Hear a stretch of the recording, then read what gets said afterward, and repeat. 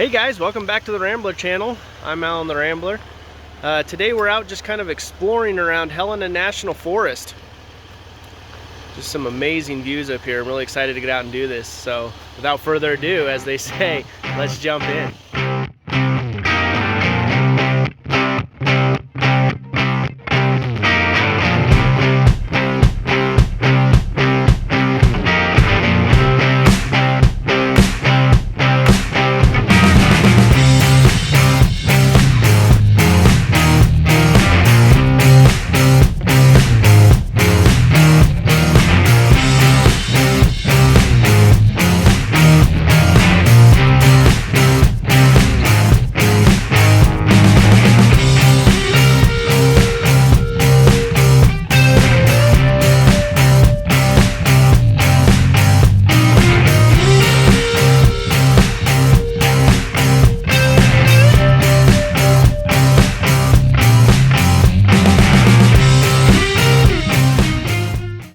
So while I'm out here getting my freshly washed truck all muddy, I've come across a small problem.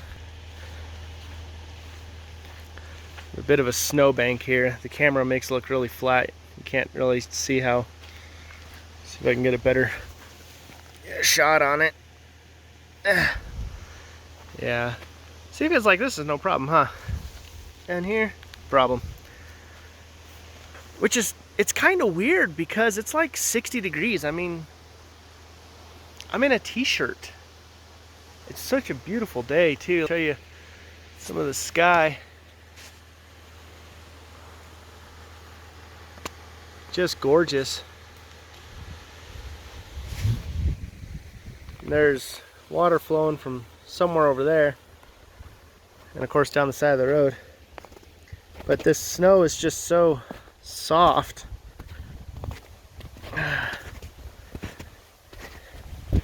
Kind of worried what'll happen if I try to drive through it. Just gonna head up here a ways and see how far I have to go. I don't know if you can tell, but the road's not very wide, so it's gonna be difficult if I have to try and turn around. So I don't want to go too much farther than I am if I can't make it through.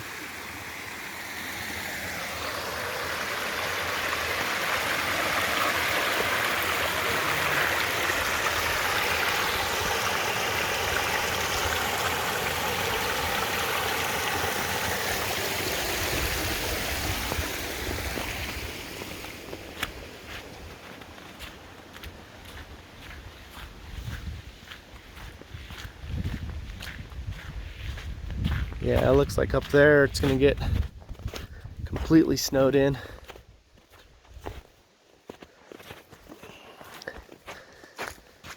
I have this bad habit of getting out of my truck and walking off and leaving the thing running. So I'm like, my truck's way back there running.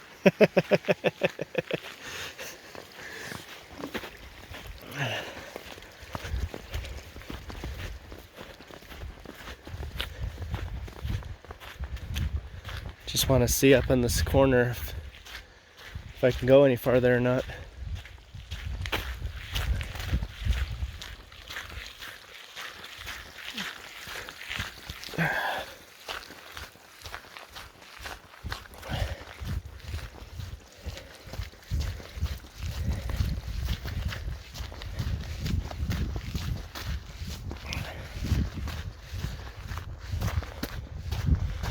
No. Probably just gonna have to turn around where we're at. It's so pretty up here though.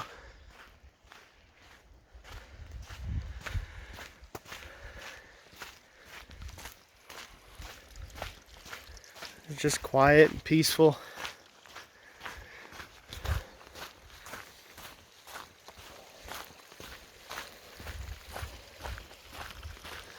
You saw on the way up the mountain, we went through kind of a small village. There's a lot of private property up here, even though it's a national forest. So some of that property was probably privately owned prior to it becoming a national forest. So then they just get permitted land rights. Didn't look like the lots were very big. Most of them seemed like they were an acre or less. But it seemed like people were living in some of them full time, and others just seemed like were just summer cabins. A lot of them just have solar power. I've seen a couple power lines up on the way up. Not very many.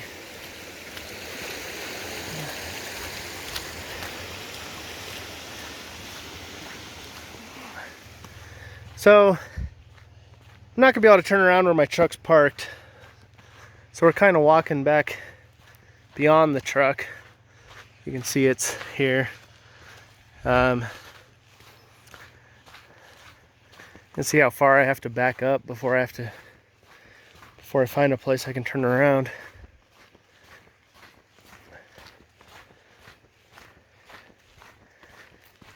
Otherwise, I'm gonna have to do an Austin Powers turn and just make it 6 or 7 of them at a time, right?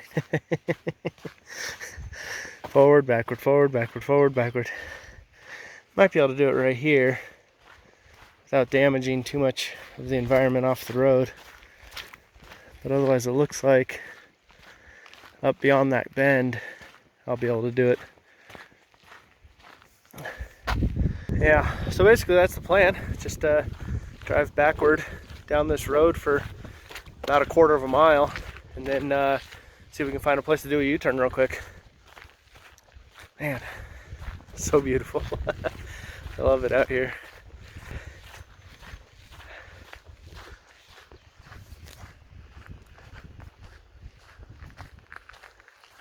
Hear the wind in the trees and some birds from time to time.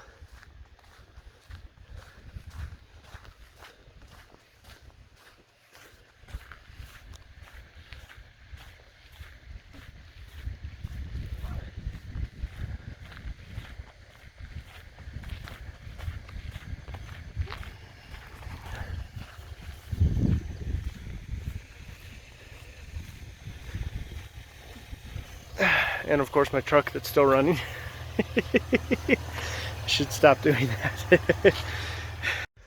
So actually, real quick while we're sitting here, when I made the movie about us driving up, I talked about having to take my topper off.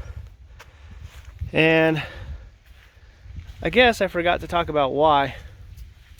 So this is made by Softtopper up in Boulder, Colorado. This is actually the second one that I've owned. I had it on my Dodge Dakota prior to buying this truck.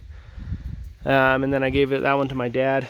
Fit his truck pretty well. So I like this a lot because it comes off pretty easily.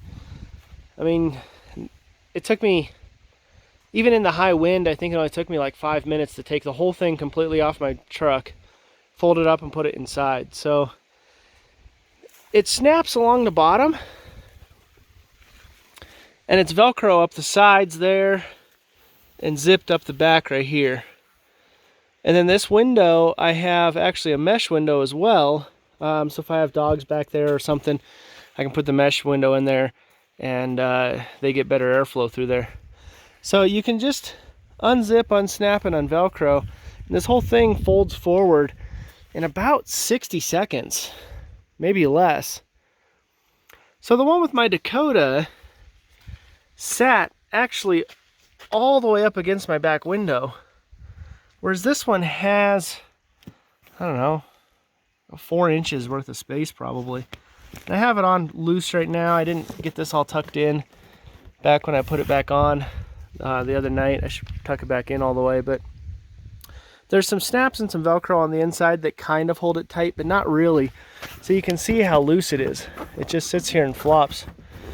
So what had happened, I had turned, headed down the highway, headed north on it, and the wind was going from west to east. And so the wind was just whipping through that gap, and the thing was just snapping back and forth against my back window and against my toolbox that was sitting right there and making all kinds of racket. And it was starting to drive me insane. So the guy I was traveling with, he got a little bit behind me, so I took the opportunity to just pull over real quick, take the topper off, store it in the back of my truck, and then get back on the road.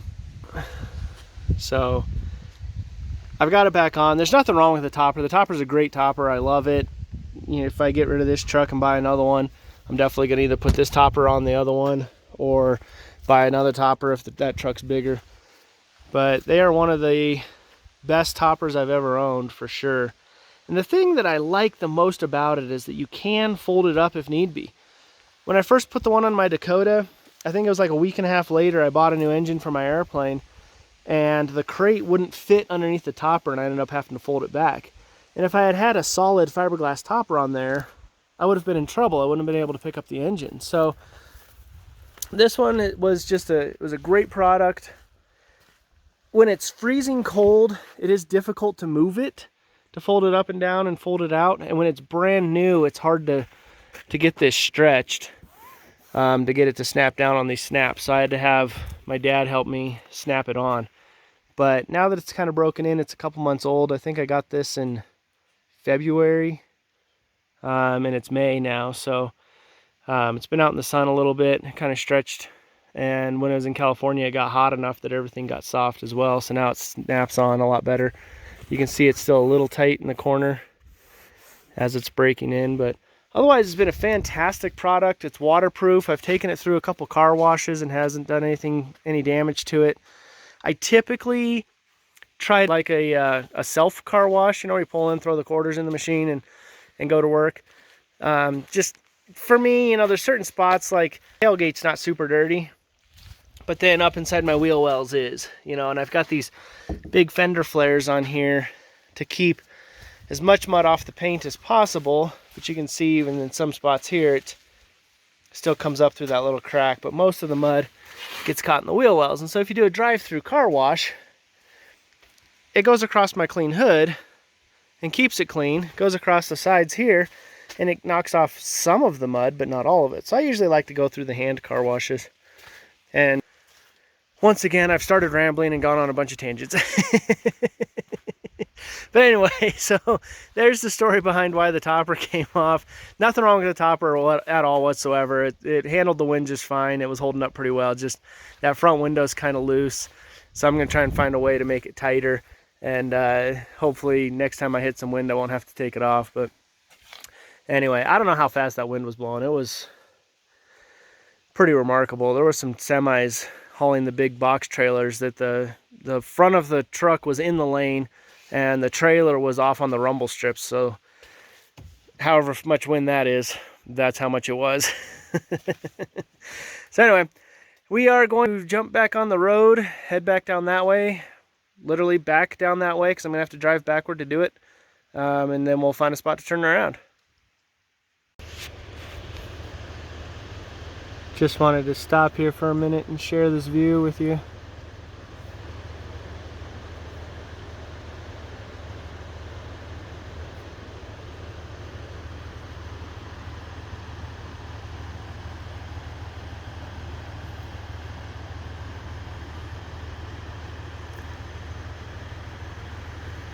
So I don't know if it's because the road is rough, which again, hard to tell in the camera, or what it is, but for some reason my windshield mount isn't staying stuck to my windshield anymore. So I'm having to hold the camera by hand as I drive. So sometimes it's a little difficult to do any filming while I'm driving. But I'll try and stop a couple times and share some of this with you guys.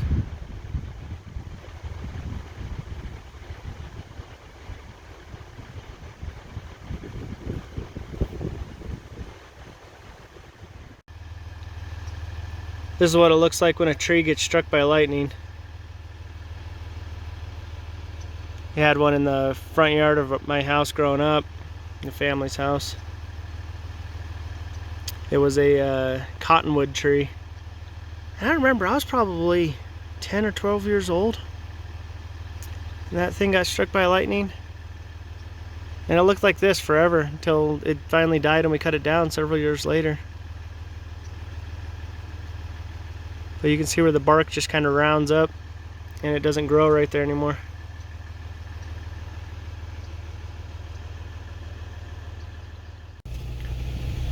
So we've come to this place where it's like a one lane at best road. And Twice I've already had to back up because someone was coming down. There's no room to pass. Every once in a while there's like a little cutout you can kind of squeeze into. Definitely a better trail to be on with a ATV or a side-by-side or something, or a smaller pickup truck even. But you know, this is what we got, so this is what we're gonna have fun with.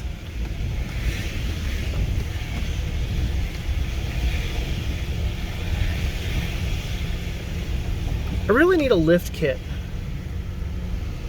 If anybody wants to sponsor a lift kit for me, I'd really appreciate it. I'll give you a shout out in every video.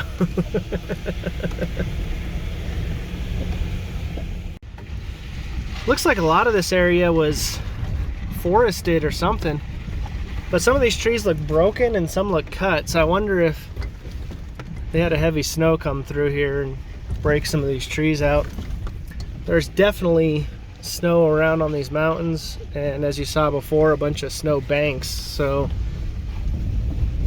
it's pretty apparent that it does snow pretty heavily up here because it's May, it's 60 degrees, and there's snow still around, so it was pretty thick before it started melting, that's for sure.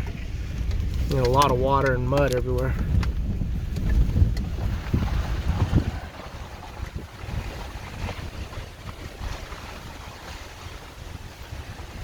On the wide angle. There you go.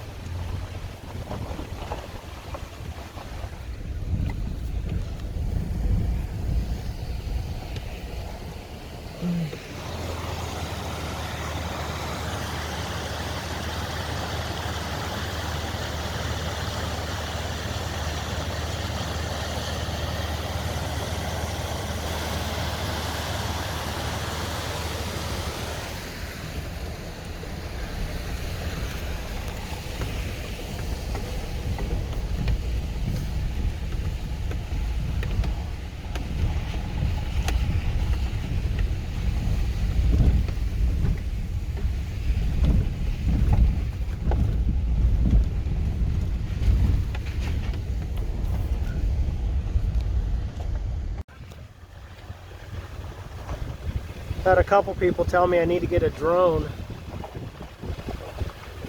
Yeah, if I had one right now, it could just follow me down this mountain a little bit. Get some aerial shots of the scenery. Then you don't have to just see the inside of my truck the whole time. And it'd just be really cool. Aerial shots are always cool. There is a drone on the shopping list, but those of you who have them or have shopped for them know that they're, you know, $1,000 and up for good ones. You can buy the Walmart special for $250, but you know, then you're just, and I don't know, if anybody's bought a Walmart special for $250 and you think it's a decent drone, let me know. But otherwise, I feel like it's just spending $250 on something that's going to break on you in a couple months. Then you got to spend more money for another one, and you're better off just spending a little bit more money up front and not have to replace it as often or do repairs to it right away or anything. So I do want to get a drone because this would be really cool to see from the air. I mean, look at it. It's fantastic from the ground. Even on my cell phone camera from my truck.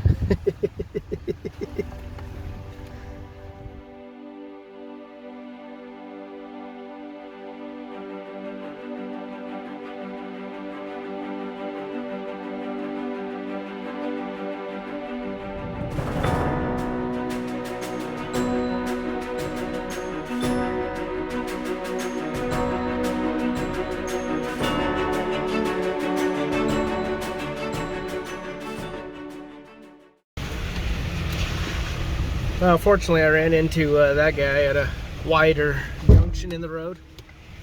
Was able to get around him. But I keep catching running boards on rocks. I really need that lift kit. Or, like I said, an off-road toy of some sort, like that red one you glimpsed a little bit of.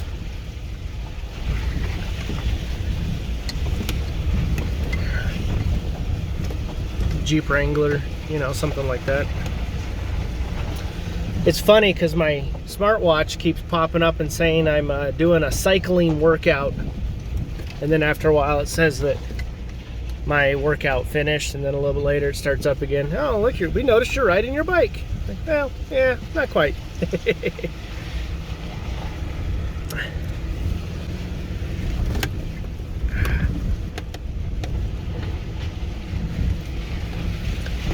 But I think that hill right in front of us is our destination. I'm not real sure. There's a reservoir up here, according to the signs. Of course, the sign said on that other road there was a lake. We just couldn't get up far enough to find out. But I've run into enough traffic on this road that I would tend to think this one's got to be more accessible, because otherwise why would so many people come up here? Although I have come across a couple hiking trails too.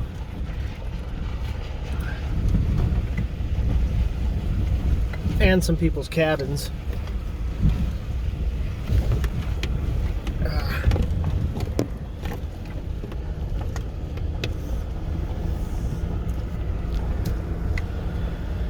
Living that off-road life.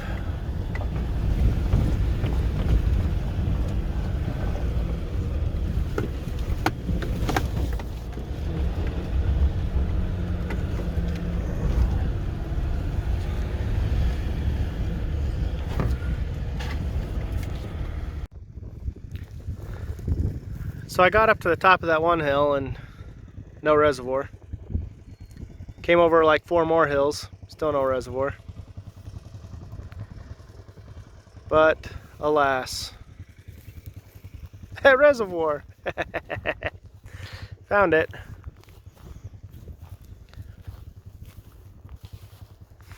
This is called Cheeseman Reservoir. Some trails and some beach over there. I'll head over there in a second.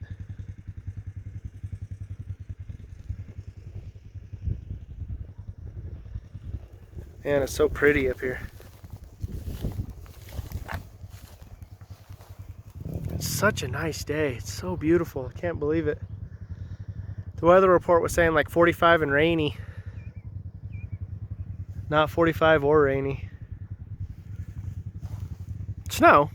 It found snow.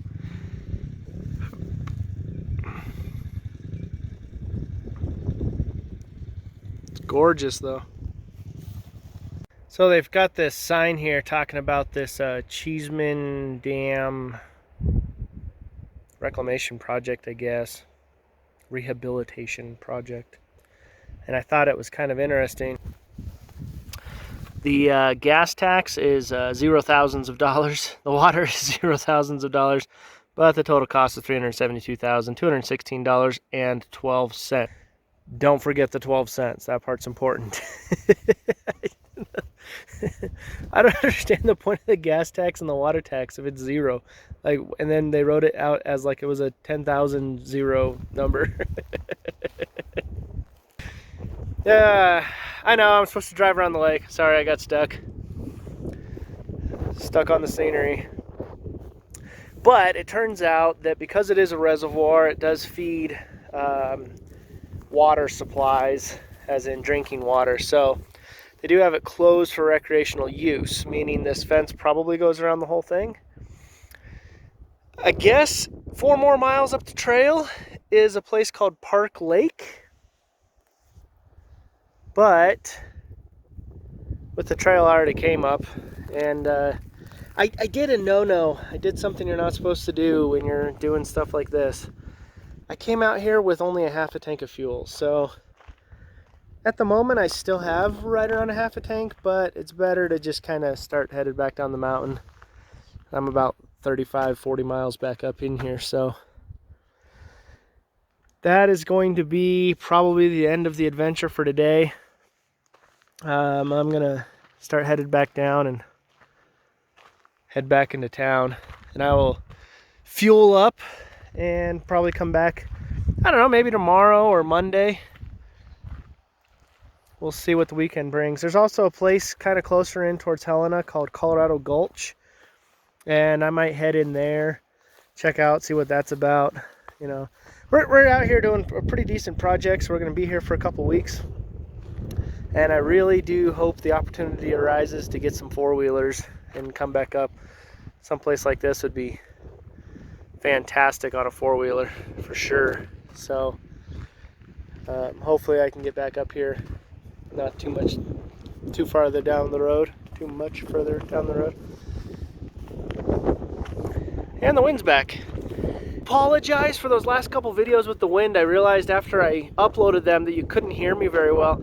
You could hear me pretty well when I played the video back on my phone, but for some reason once I edited, you couldn't hear it very well anymore. So hopefully this one's not too bad. There hasn't been very much wind at all, except for just that, you know, gust that's going right now.